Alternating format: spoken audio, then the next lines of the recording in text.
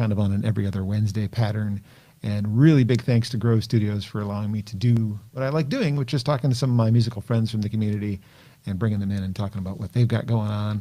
And if you want to ever be a sponsor for this show, if you're a business and you want to get in touch with me about that, we are definitely open to sponsorships for the show. But meanwhile, it is my pleasure to welcome my friend, multi-instrumentalist, performer, arranger, teacher, actor, father, and friend, Brad Phillips is here. Hi, John. Hi, Brad. Good to see you. Good to see you, too. It's strange to see people in person these days, It sure is. Shouldn't be the case, but it really is. Yeah.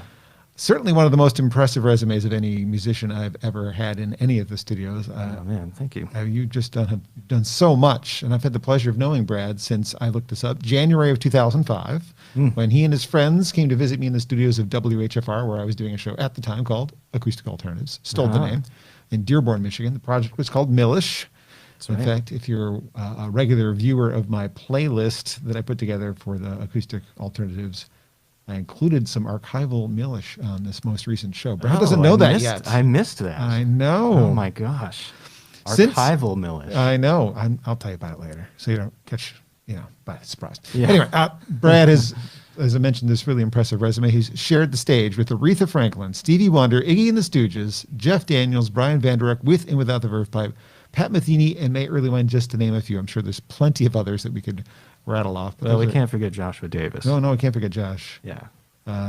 Yeah. I mean, he's one of my good buddies, and we have a special relationship in which I like to go on his live streams and heckle him in the comments. Oh, I did watch some of those, and I didn't see you at the last one. Yeah, I call him out on changing keys in his songs and stuff like that.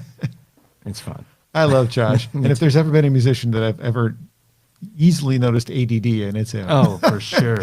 Look, Josh, what? Love him though. He's such a great guy, great voice, and I'm sure he's a pleasure to play with. Definitely, yeah. He creates kind of like a sacred space in his songs, and it's just a lovely sort of place to swim around in, Yeah, for sure. Yeah. Wish he's a little closer than he is these days, way up in the upper part of Lower Michigan, but Leelanau County. We'll take him back anytime he wants to come back this way. For sure.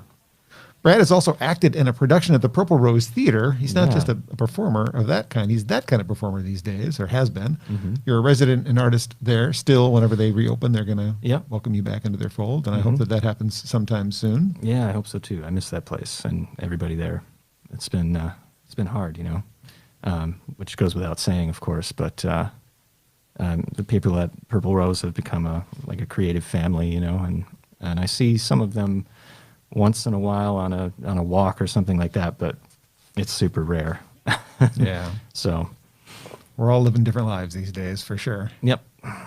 As a solo performer, not playing alongside of other people, he's proven himself to be a great storyteller. If you've ever seen one of his shows live, there's a lot of weaving of stories, and also weaving in the many instruments that he plays: guitar, mandolin, violin, and fiddle. And I have a question about that later, but I think this is a great chance for you to pick up one of the 3 instruments you brought with you and play something for me. Well, I think everything for me started with the violin. Yeah. Aside from growing up and wanting to be Neil Diamond as a kid, which is true. It's not just a story, it's a true story. Mm-hmm. The fiddle kind of came into my realm when I was in 4th or 5th grade in Saline. I saw the Saline Fiddlers play, and I thought, that looks like fun. Maybe I'll try that. And I got my rental violin in 1995 from Carty's. And I remember picking it up in the living room of my house in Saline, and it just made sense. It was like everything was very intuitive to me. And so I guess I'll start there. All right. What's the name of the tune you're going to call? Or play, excuse me. Let's see. Well, since you mentioned Millish, maybe we play some Millish material. I wouldn't mind. We had some traditional tunes that we would play that I still like to play. There was a set of tunes that we frequently opened our shows with called 3 Tunes in G. At least that's what we called it. The tunes do have names, but I'm not sure I know exactly what the names of those tunes are. Okay. But yeah, it's a jig and 2 reels. All right, here's Brad Phillips on Acoustic Alternatives.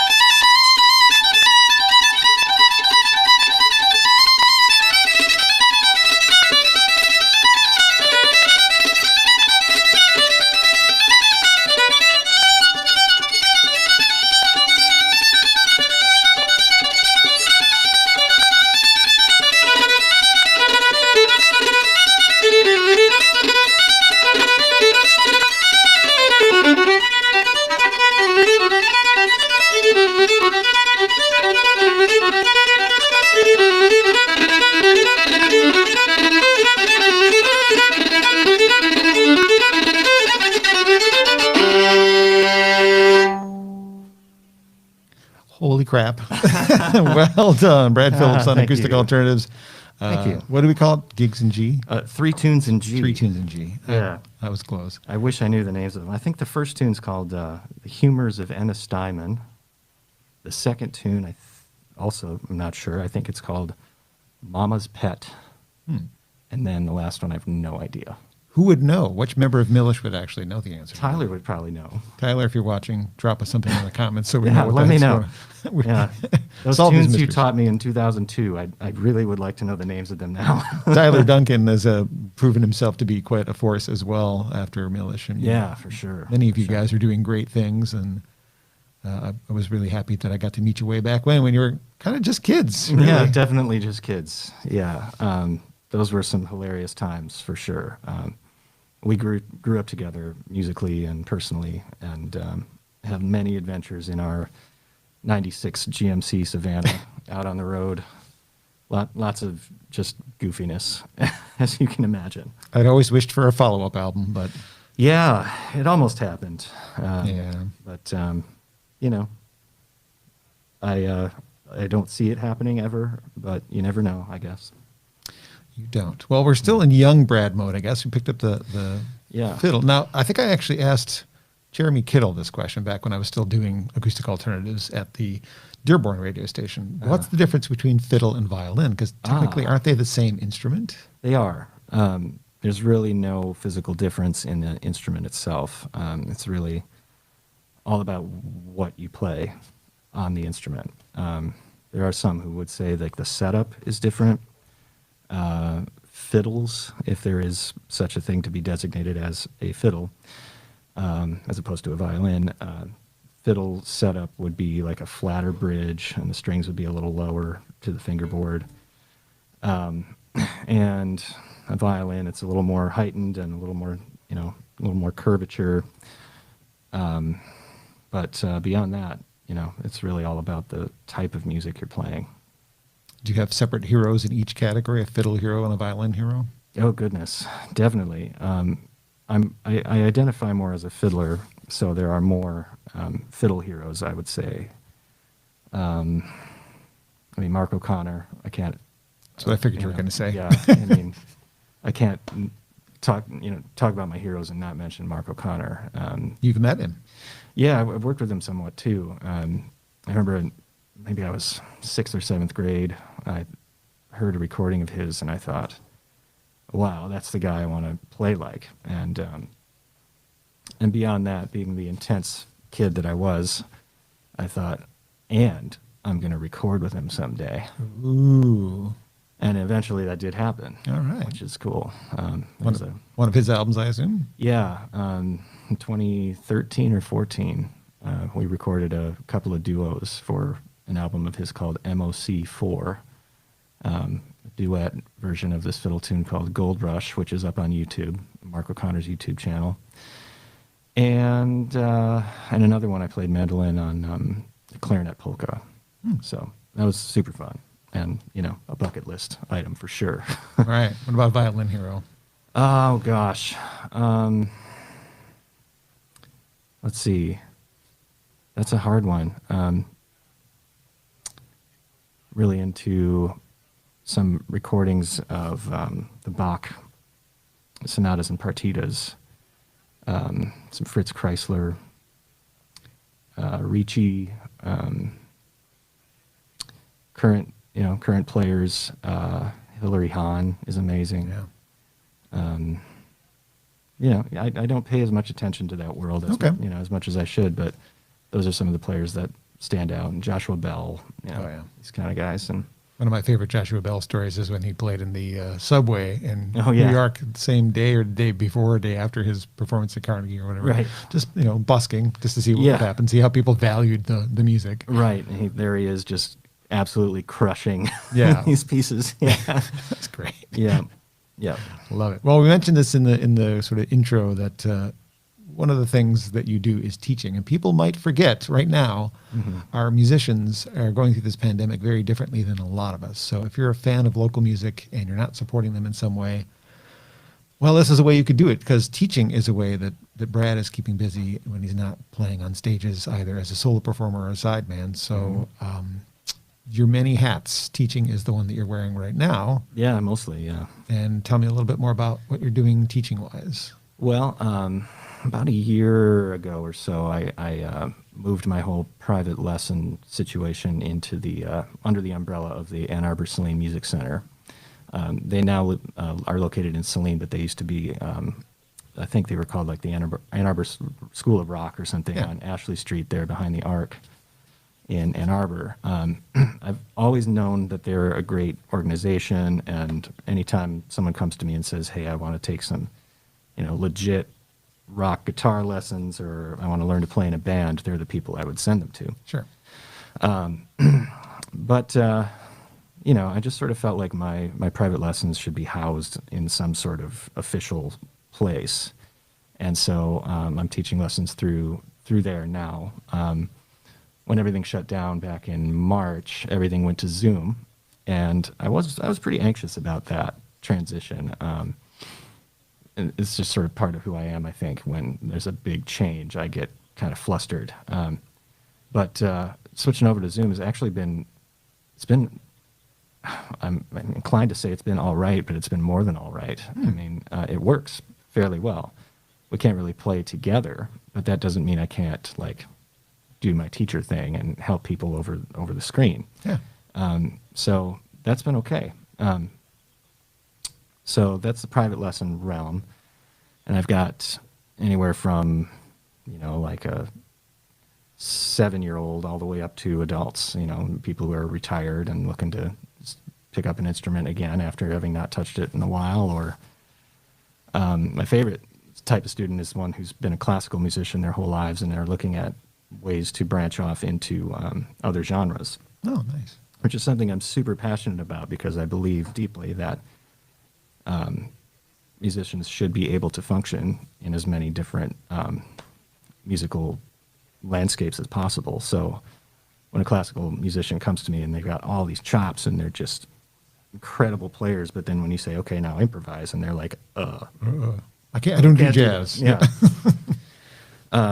Or play this fiddle tune and play it with a groove, and it's like there is no groove. It just doesn't happen. It's not part of their musical awareness, and it's not good or bad. It's just how it is.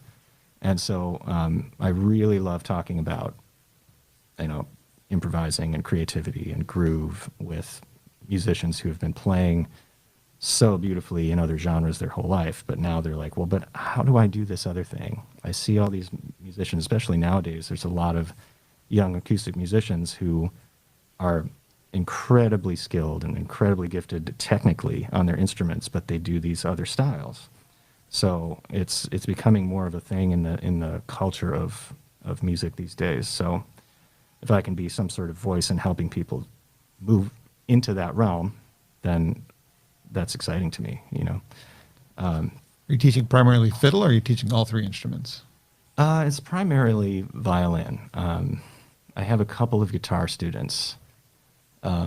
It's tough for me to take guitar students because I'm self-taught on guitar, so I don't have this history of lessons to call from when I'm teaching. So it has to be kind of the right fit, like someone who's played piano or other instruments for a while and now also want to play guitar. Okay.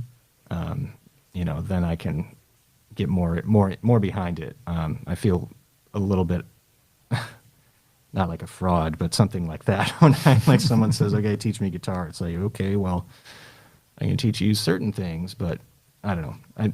Teaching mostly comes from violin for me, just because I have this long history of training with it. That's the private lessons. And then I'm also teaching at the University of Michigan now. Go Blue. Yeah. Blue means something different these days, too. Go ahead. Sorry. Right, it sure does. Anyway, so I'm a lecturer in the jazz department, and when I was in grad school there, I was sort of lobbying the administration at the school to create a space in the music school ecosystem or atmosphere for non-classical string players, which is largely not a thing anywhere in the country at any major music schools, officially anyways. Berkeley College of Music in Boston, they're kind of the spot for that. But there are other schools who are open to it, like North Texas or New England Conservatory and the University of Michigan. You know, they've been open to these kinds of players. Like Jeremy Kittle went to University of Michigan and was a jazz major, and that's what I did there. And you know, so there are these pockets of places that are open to it but don't embrace it and create a space for it for reals with a Z. So in grad school, I wrote a whole degree program called Roots Music Improvisation for Strings, hoping that I could get some traction at the school. And the jazz department kind of latched onto it and said, yeah, I think that's a great idea. We should really have something like this for our string players that are here, and as a way to bring a more diverse group of string players to the school. So last January, they brought me in to teach a class called Roots Music Improvisation for Strings, which is basically like a fiddle class. It's like fiddle camp in music school, and we talk a lot about groove, and we learn by ear, and we talk about improvisation and creativity and what it means to like really create truthfully in the moment as your true authentic self. And so that's kind of where that work is centered, which is exciting. All that stuff is like everything that I love about teaching and everything I'm passionate about with regard to music education. So, well, during a pandemic, it is certainly something that people could use as therapy, I think, as something like you were addressing that with me in a phone conversation, how it's being used in a different way, not just to learn, but yeah, especially for like young kids. Yeah, I've found that I've re-geared or refocused the mission statement of my private lessons these days to be more like, okay, so these kids can count on seeing me at 4:30 on Wednesday or whatever their time is, and we're just going to focus on making a good sound on the violin. Everything else disappears, and we're just gonna try to make the violin sound good. We're gonna talk about what you have to do that, and we'll work on some fiddle tunes and some improv maybe, and it's even for me, you know, to get to teach like that is good for me too, but you know, the lesson goals become more about embracing the process of learning on a grand scale while being okay with whatever you are that day or wherever you're at that day, technically, emotionally, as a human being. So I just meet everybody where they're at when they show up on my screen, and we go from there. And for half an hour, the world is less scary. That's right. Or however long the lesson is. Yeah, exactly. And the world is scary. It is a little scary right now. And to have music as a resource is a really big deal right now. What about those university students? They're a little different than the 8-year-old who's learning violin. Do they handle this differently? Is there a different emotional impact you're having on them as you're teaching? Maybe. I don't have as many college students right now. In fact, you're teaching at U of M. Yeah. Technically. Yes, but like last year in my class, before everything shut down, I had like 23 people, which was great, you know. And then everything shut down, and you know, we had to basically just wrap it up with a final project, which made me really sad. But this year, my class is online, and it's one student, and she's studying remotely from Spain. So I see her, you know, whatever, middle of the day on a Wednesday here, but over there it's evening. Right. And it works. It's okay. It's like it's private lessons essentially. And I've got a couple students at Concordia who are composition students, and we spend time at the beginning of each session just talking about how they are as a person. Because if we don't recognize that as artists, who we are, how we are, then we can't create truthfully. So with the composition guys, we did a lot of improvisation and trying to get them to discover the most pure organic seeds of ideas possible, which in and of itself, that process is a therapeutic process where you just sit down, feel your feet on the ground, and just start to play music on an instrument without any expectation or plan or whatever. It's you end up with a product in the end that is real. And if you use those ideas to then build a composition off of, it's a great foundation to start from. And in academia, I feel as though we often forget that the human side of this is important. We're training artists. Yes, they're here to study. They're here to expand on their skills and their technique and their knowledge. But at the end of the day, all that goes back here when it's time to create meaningful art. And that's frequently not part of the discussion in a music school. And so I try to bring that to the table with all of my college students. Well said. In summary, therapy, if you need it, instead, learn an instrument. I mean, we're going to be stuck inside for the next few months again. Yeah, we are. Support a musician, take some lessons. Brad, how can people find out about taking lessons from you, since I'm throwing that out there? Yeah. You can track me down through my website, which is bradphillipsmusic.com. Since Brad Phillips is a fairly common name, make sure you put music in there. Yes, that's right. I've run into some other Brad Phillipses in my day. There was a guy who actually had my same middle name also at U of M when I was there for undergrad. Uh-oh. And we would get each other's mail. And one time I got one of his paychecks. Yes. So I could have cashed it. Could have, but said, "Hey, other Brad, here's your paycheck." It came to me for some reason. Yeah. But yeah, great. bradphillipsmusic.com. Great. Time to play another song. What would you like to play on? Goodness. Well, So many choices. Let's go to Guitar World. Guitar World. Guitar, the instrument that he's self-taught, by the way. We're going to remind people of that. Right. Is this a singing song as well? Because I'm going to encourage you to take off your mask. Oh, right. Yes. High end. There it is. So I had this summer gig at Sava's downtown Ann Arbor every Saturday for about 10 weeks or so. And it was really, really a lifesaver for me in a lot of ways. It gave me something to look forward to every week while everything is just shut down, and an opportunity to go experience myself doing the thing that I do, which since the summer gig shut down, I really haven't done, and this right here, right now is the first thing I've done since then. I'm honored. Oh, man. So, yeah, thank you for having me. This is really good for me. A little bit anxious about it, driving over here. But I would sit there out in the street, on State Street, right by the Michigan Theater there, and play for just basically background music for people eating out on the patio. And sometimes people would pay attention. And sometimes it would be like one person off over there who's sitting at a table of 3 or 4 people, and they keep turning and looking at me and clearly are pretending to be interested in the conversation, but they really want to hear what I'm doing. That's me usually. So then it becomes about that one person, But on the nights when there would be clearly nobody paying attention, I'd look up at the apartment building at Washington and State, like the building above Buffalo Wild Wings and all that.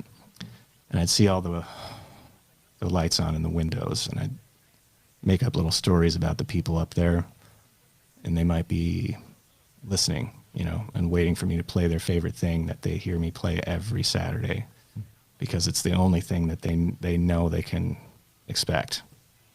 After a couple weeks of playing there, I started finishing my night by playing Amazing Grace on the violin, just solo violin, right there in the middle of the street, and just send it out into the Ann Arbor realm, and hoping it would land somewhere for somebody.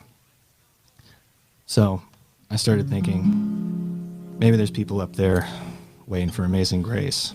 And I don't write songs a lot, not lately, especially for various reasons, but this one, I couldn't ignore this. So I've never performed it for anyone, so this is for you, John. Benny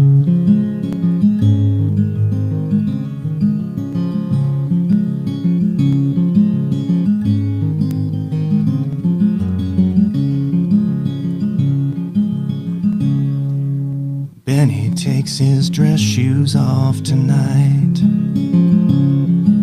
I managed to look out toward the light.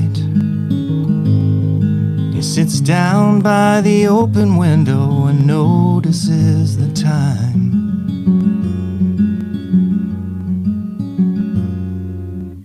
Hoping for his weekly peace of mind. Sarah's watching New Girl on her bed, wishing for someone to hold instead.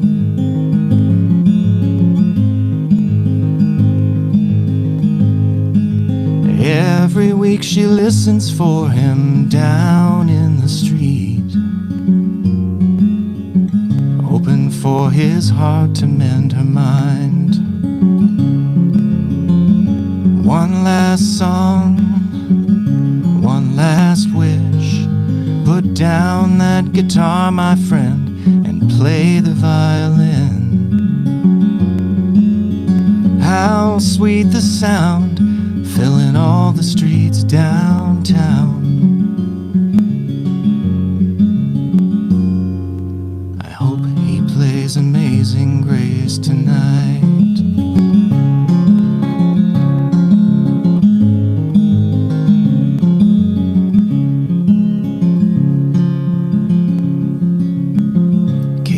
Got the night off at home.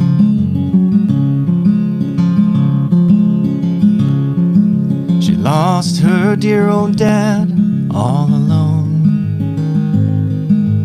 Back home they sent him off into the great unknown.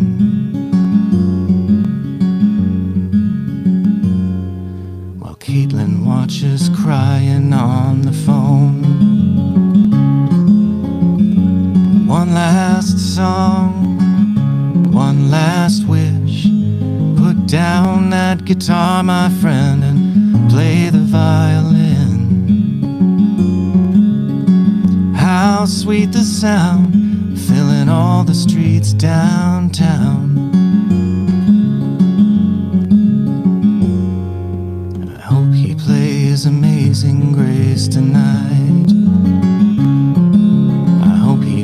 Amazing Grace tonight.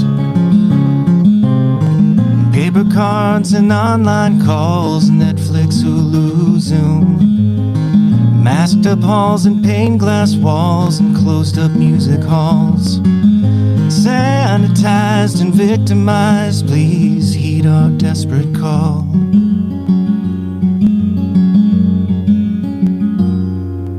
And make us feel something real.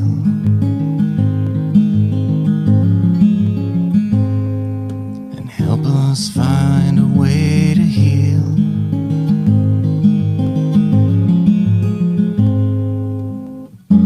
One last song, one last wish.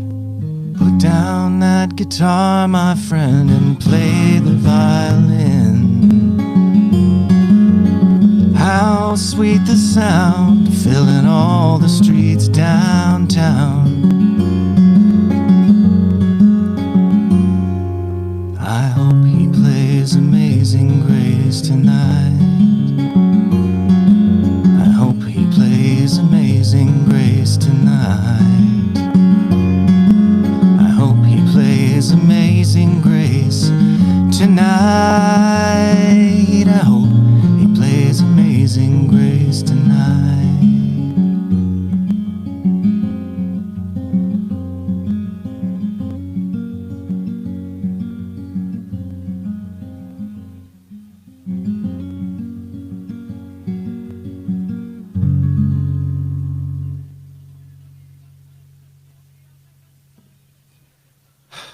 You got me, man. I could see that. That's a picture song. I can see the people. I can feel what's going on in that one. And Yeah. I can hear Gordon Lightfoot singing that, actually. Oh my. Now he plays Amazing Grace tonight. Thank you for indulging me. Of course. But no, really, that's the kind of song he probably would have written in his younger days. Yeah. I don't know what he's writing these days, but Yeah, I don't know. I haven't heard much of his new stuff. Although I think he did release something recently. well, he was supposed to be on tour this year, but Oh, right. Yeah. No, that's very much a writing style that I stole from Jeff Daniels. A lot of his music is pictures. Yeah. A lot of visual stuff.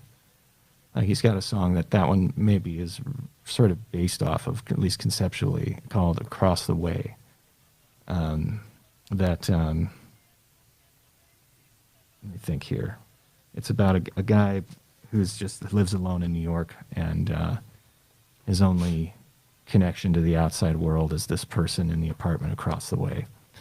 And the song is just a lot of visual about, being all alone, and, the old TV that's older than he is, and, Meals on Wheels, serves supper at 7, chats for a minute or two before they go, that kind of stuff. And it brings you right into the room with the characters in the song. And I tried to capture things that maybe people are dealing with right now, which is everyone's alone.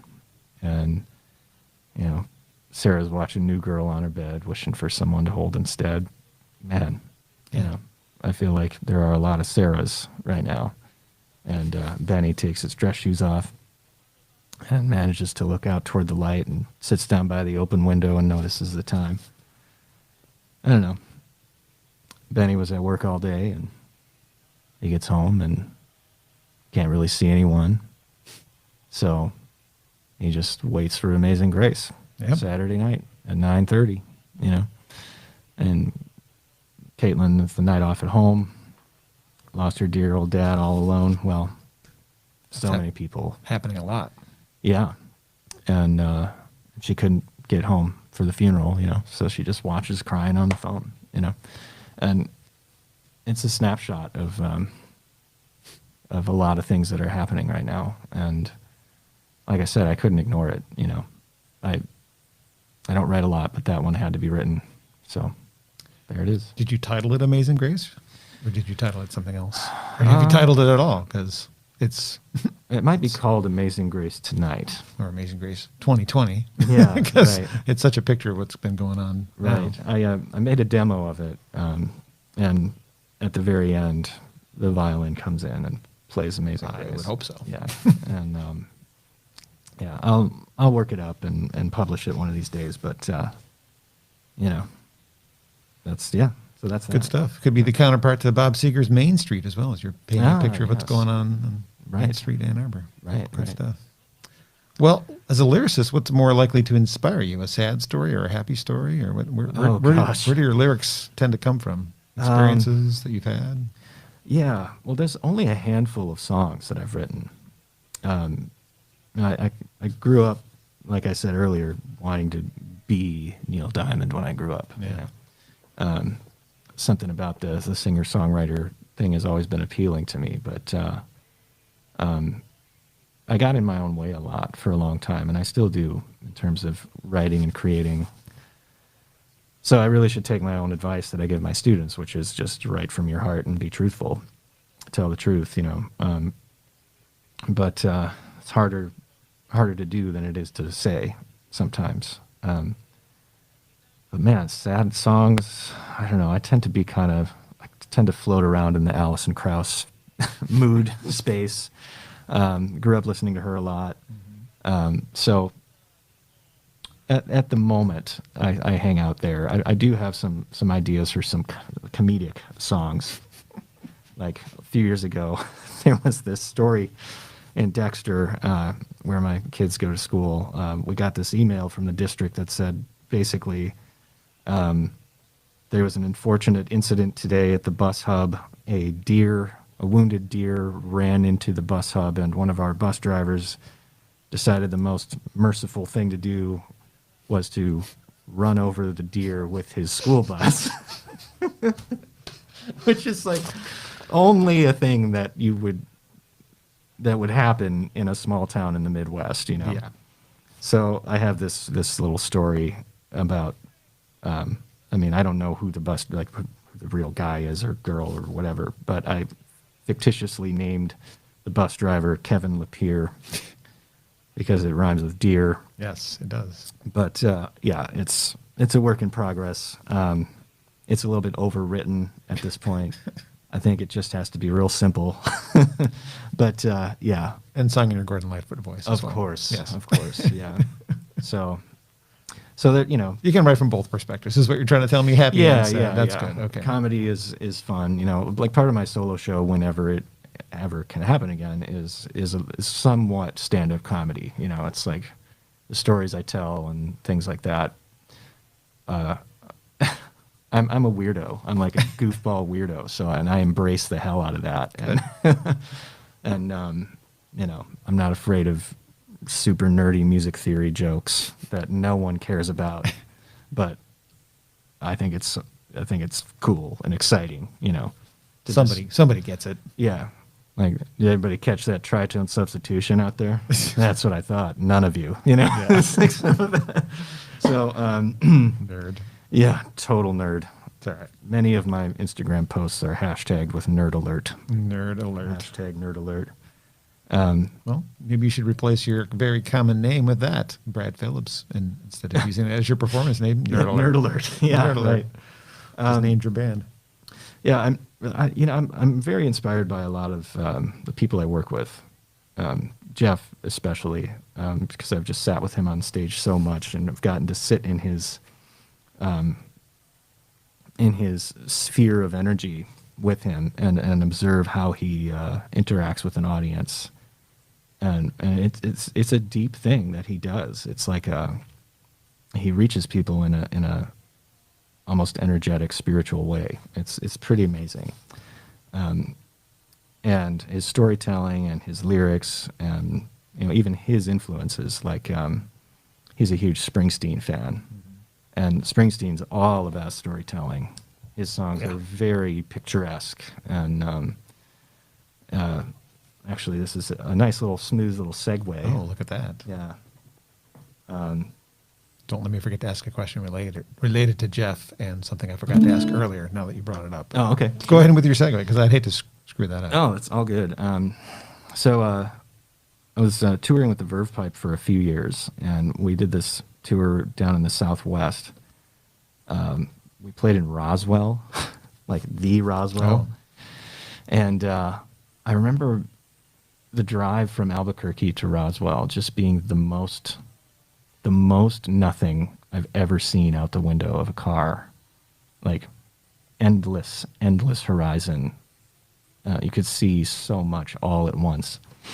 And, you know, trying to capture that kind of stuff. And then Brian Vander Ark there was a Verve Pipe song called Underneath that he would play just totally solo in the shows. You know, we would all leave the stage and he would play Underneath.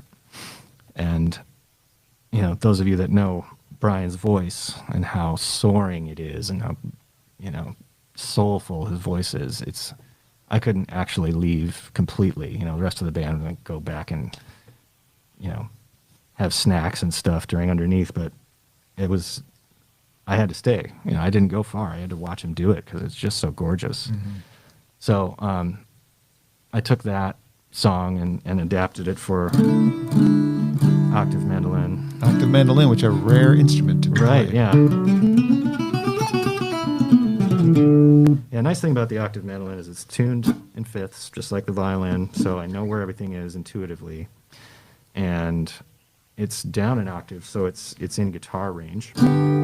So I can, you know, accompany vocals with it, which is great. Not with a mask on. Not with a mask on. There we go. High end. So anyway, I put together this little medley Underneath and a Springsteen song, because we also played in New Jersey at the Stone Pony, which is Springsteen's like home venue. And yeah, I'll just go for it.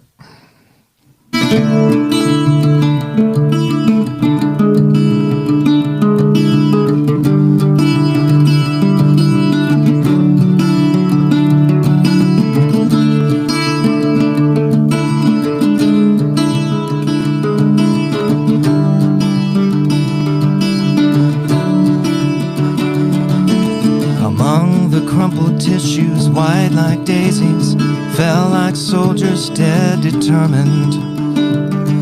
I surrender. The CD case is broken in a desperate chance to find the perfect ballad to move you. Fight with little purpose, only meaning to scratch the surface. It's not pretty underneath. There among debris, fine, casual and casualty.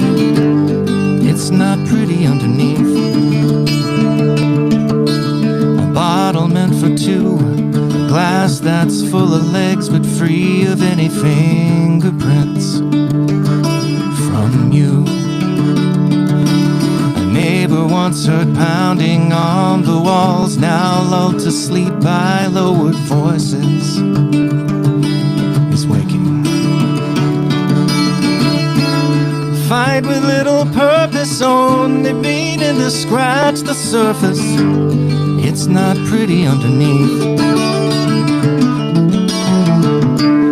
There among debris, fine, casual and casualty. It's not pretty underneath.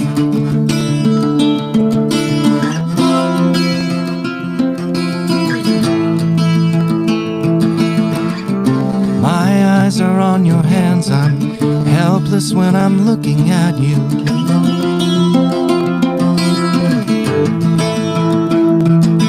Be very, very careful not to scratch the seals from last year's arguments. They don't hold a candle to the ones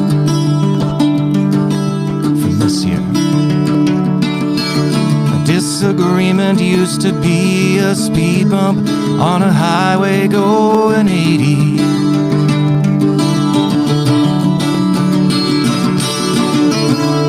Fight with little purpose, only meaning to scratch the surface. It's not pretty underneath. There among debris, fine, casual and casualty. It's not pretty underneath.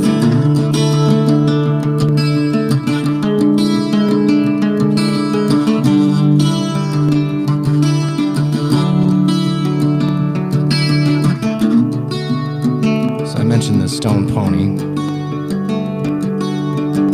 Pretty much the opposite of the desert southwest landscape. You pull up to the stone pony and it's like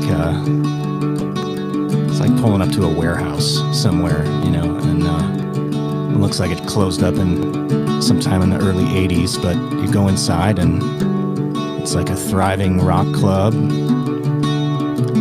and you know, you wander around and some of the typical classic rock club things are there, like the ceiling fan that's twirling around, it's gonna fall on you any second, you know, or the ceiling tile that's wet and sagging, or the 40 years of Heineken under your feet, you know.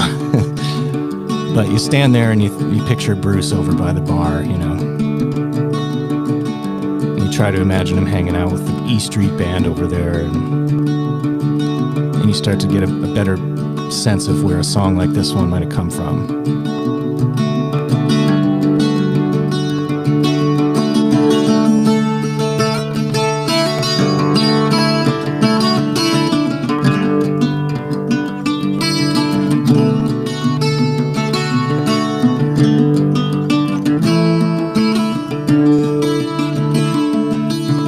Hey little girl, is your daddy home? Did he go and leave you all alone? I got a bad desire. Whoa, I'm on fire. Tell me now, baby, is he good to you? Does he do to you the things that I do? I can take you higher. Oh, I'm on fire.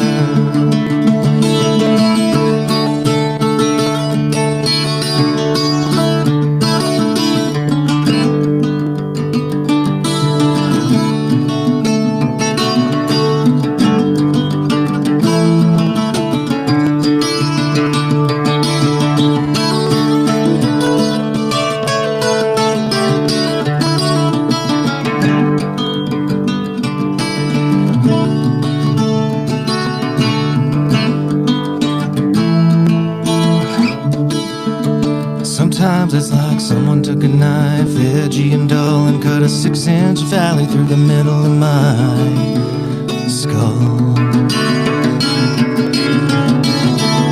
And at night I wake up with the sheets soaking wet and a freight train running through the middle of my head. Oh, you cool my desire. Oh, I'm on fire. Oh, I'm on fire. Oh, I'm on fire.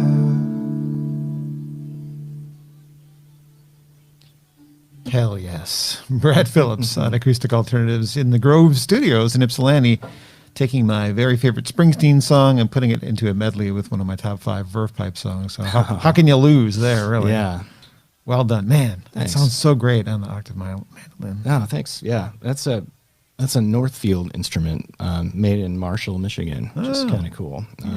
My normal mando is also from Northfield, and they're just great. I mean, world-class instruments for sure, and I'm grateful I got my hands on this one 2 years ago almost.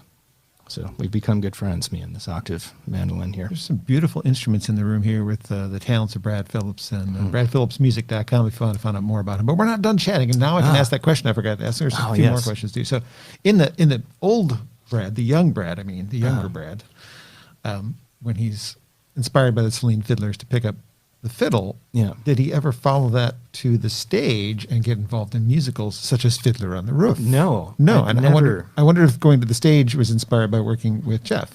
Actually, yeah. I couldn't have been more anti-theater back in the day. Yeah, I just thought, come on, Fiddler on the Roof is made for you. I know, totally. But tradition. Yes. But the me of back then, was very not like a theater type person. At least I didn't think so. Looking back, I think I was, but I just didn't think it was like okay for me to be that way for some reason. So the fiddle was just my voice at that time, which was very important for me back then. But yeah, I think spending time with Jeff and I think we played like 100 shows at least together over a span of about 5 years. That was super inspiring. He and I are similar in terms of our sense of humor, at least, but other things too. The artist core of him is very similar to I think where I come from when I'm performing. So I could really relate to what it was he was doing on stage, and felt like it was time for me to also do that. The acting thing that came up on my radar a couple of years ago was sort of unexpected. The Purple Rose needed an actor who is a musician for a play called Willow Run, and I didn't see it coming, but I took their acting class, and it felt like an artistic awakening to me in a way that it made me like really connect with what it was I loved about music, which was the connection and the collaboration with other people and the connection with an audience, and to learn about that type of energy or performance medium without an instrument in my hands was pretty profound. In the end, I did have an instrument in my hand in that show, but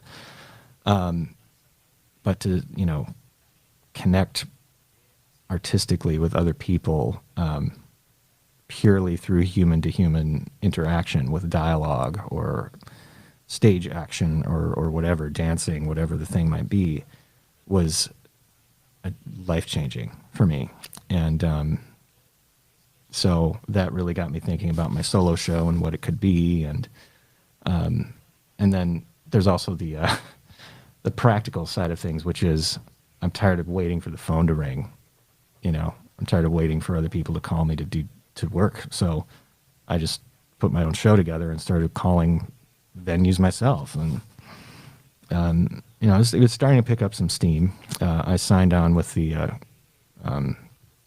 the Great Lakes Performing Artists Associates this year, so I have representation through them, which is great. But there's no venues, so Not right now. not right now. We're gonna get back though. Yeah, but that's a great organization too. They're providing a lot of support for their artists, and they check in on us and say, how's everybody doing?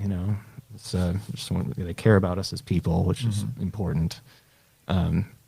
So, yeah, I don't know where I was going with this. Did I answer the question? Yes, I have a perfect tie-in with it though as well, because after being a sideman for so long, you finally took the leap and put out your own music. But Yeah. you didn't do it like everyone else does. You put out a record. You put 2 records out at once. Yeah. So Typical me. It might be a trick question, but is one your debut and the other your sophomore, or are they both your debut albums? Because I think they're both. They both represent very different parts of my musicianship. I think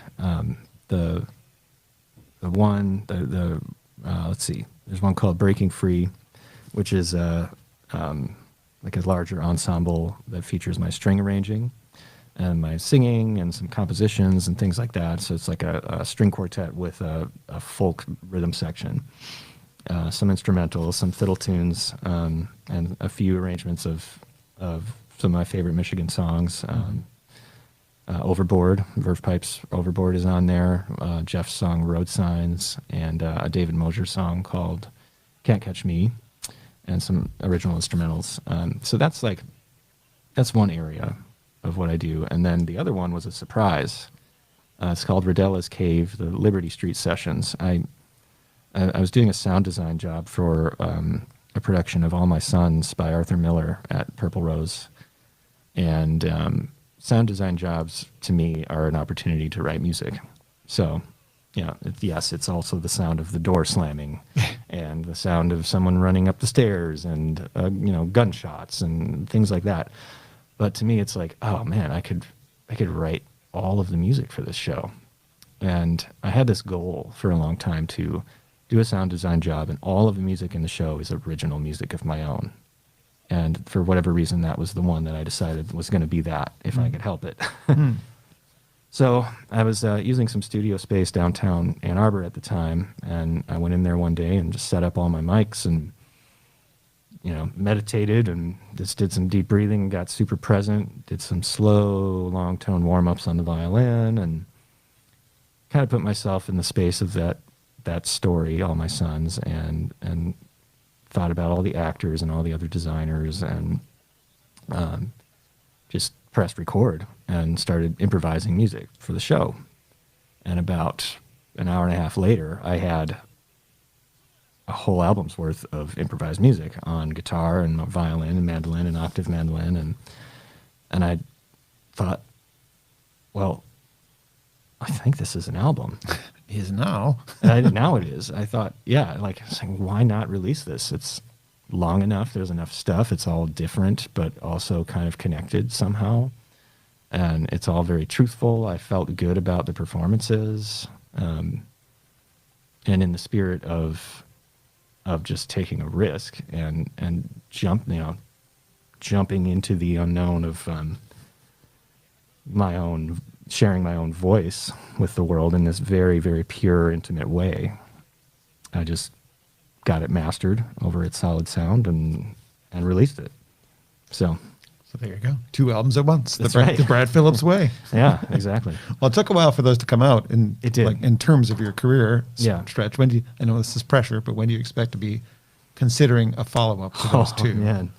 I don't know. I think it's going to, whatever it is, it's going to be original songs, because they're starting to, I'm starting to amass a little handful of those. There's no real timeline right now. I mean, it's just so day to day at this point. You're busy. Yeah, just get to bedtime. Parenting and teaching is enough at this point. Yeah, it's a lot. So we'll see. I've done some collaborations. I was going to ask about those. Yeah. Drew DeFore. Drew DeFore and a fellow resident artist from Purple Rose named Caitlin Kavanaugh, who's an actor, an incredible actor, and a great singer. And she's a Celtic harpist, and she's an Irish dancer, just an amazing artist and great person. We we had done some music before together. She was in Willow Run, so we worked together there on some music. And back in March, we recorded a version of I'll Fly Away and put it up on YouTube. And it's out there on my YouTube channel, and that got some nice attention. I think we're up to local viral numbers, which would be probably, around 1,000 views, which is good for, being locally viral on YouTube, if that's a thing. It is. And we recorded another song called The Wildflowers, which is still sitting in the can at the moment. But Caitlin and I have talked about like forming an official name for our duo and just making it a thing separate from ourselves as individuals, Yes. We don't know what it's going to be called yet, but we think it starts with an A and perhaps AV something. But I don't know. It'll probably end up being something not that. It's got to have a nerd in it somewhere. Oh yeah, for sure. Yeah. But so that's out there, sort of floating around with no expectation attached to it, just and no timeline. It comes and goes as it needs to. Any other collaborations planned? You've got those two already done. We could include those on an album. If Could, you yeah. get permission to release a cover of a Fleetwood Mac song, which I'm sure is not hard to do. Oh, right. Yeah, well, so I did this thing with Drew DeFore. All right, hang on now. I don't know if I can I'm hanging. still do this. It was that when...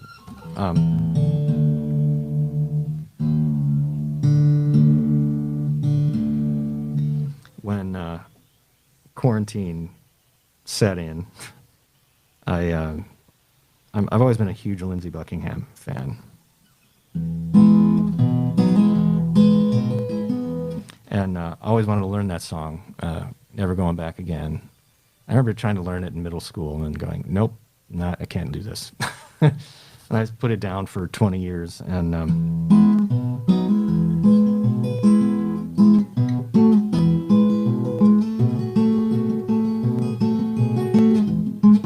Oop.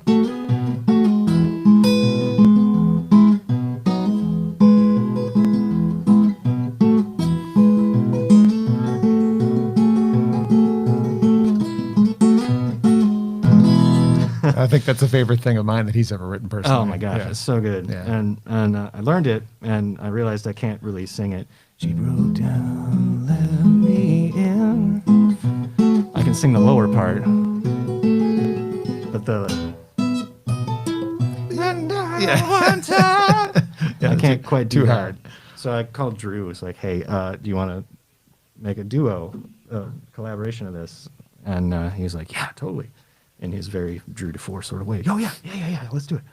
And and then I recorded a guitar track and sent it to him, and then he sent back a video and audio of him playing piano and singing along with my guitar part, and pieced it together and added some bass and shaker, and sunglasses, and some violin, and so that's also on my YouTube channel. It's fantastic. I really like that one a Nice. lot. We have on your bucket list for people you'd like to perform with or collaborate with Oh man, that you haven't done already because you've already done Mark O'Connor. yeah, James Taylor. Oh, he's still here. Yeah. We still have James. Yes. I want to play Copperline. James Taylor. Nice. Play the violin part. And Mark O'Connor played the violin part on the original Copperline recording. And I'd love to, sit on stage and do the.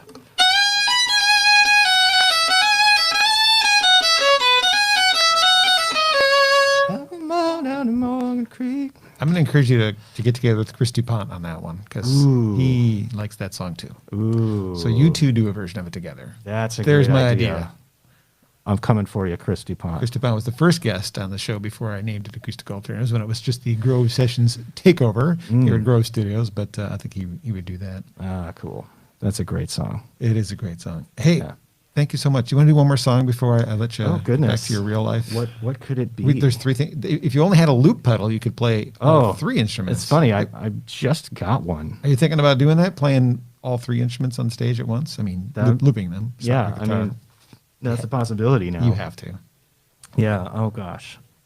What could I do here? Closing number for Brad Phillips. Maybe I'll do This is one from the Rodellis Cave album. Cool. And since it's improvised, all of it is improvised. When you improvise something, it's hard to like Recreate it. yeah. So with this one, I went back and tried to recapture the essence of it. This is called Fallen Brothers, and it's in a very nerdy time signature. It's in 11/8. If anyone really cares. All right.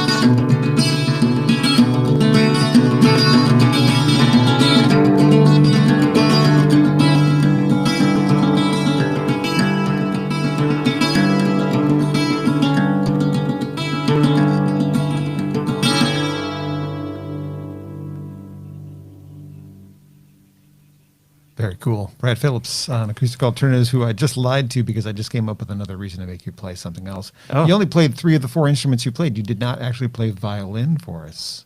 No, violin. Oh. Oh, is there a short little violin piece you could play too? Something that would demonstrate dear. your... Oh, no, I guess not. Oh, let me. Well, maybe part of something. Just I part don't of know. something. Just, if we're going to show off your talents, Yeah. fiddle and violin are different. We discussed that. Yeah, What's all the right. difference?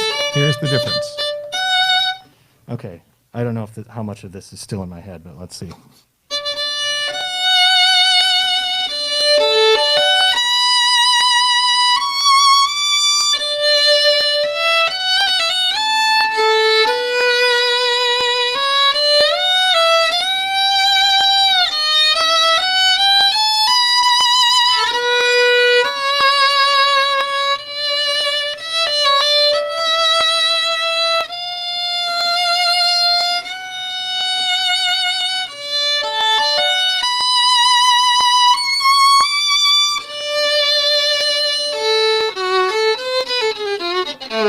That's all I got. That's all I remember. It's okay. That's fun. Yeah. Thank you so much for sharing your talents. with Oh me, my Brad. gosh, thanks for having me. This has been really great. Always good to see you. You as well. Maybe we should go on an 8-mile walk sometime. I would like that. Yeah. Try not to get lost. Doing That's exactly right. it. Where are we? How do we get back to the park? Yeah, exactly. Feels like that happened once in my life I already. think it might have, yeah. Brad, keep it up. And I encourage people, again, there was something I said earlier, maybe sort of off the cuff, but you're going to be stuck inside probably for the next few months. And you might want to really consider taking an instrument, something to take your mind off of where your mind is. Yeah. It's good therapy, as Brad was telling me. And Yep. strongly encourage, whether it's Brad or somebody else, to make music your place of peace for you right now, because Right. it is. Yep. For sure. All right. Wrapping up another edition of Acoustic Alternatives. Look for the video show on YouTube. Look for my next one, which is already, well, the guests are determined. I haven't determined exactly how it's going to go, but Giacomo will be our next guests on Acoustic Alternatives. So thanks for being here, Brad, and thanks for joining you, us John. in the virtual world. Have a great night. Bye, everybody. Thanks, John.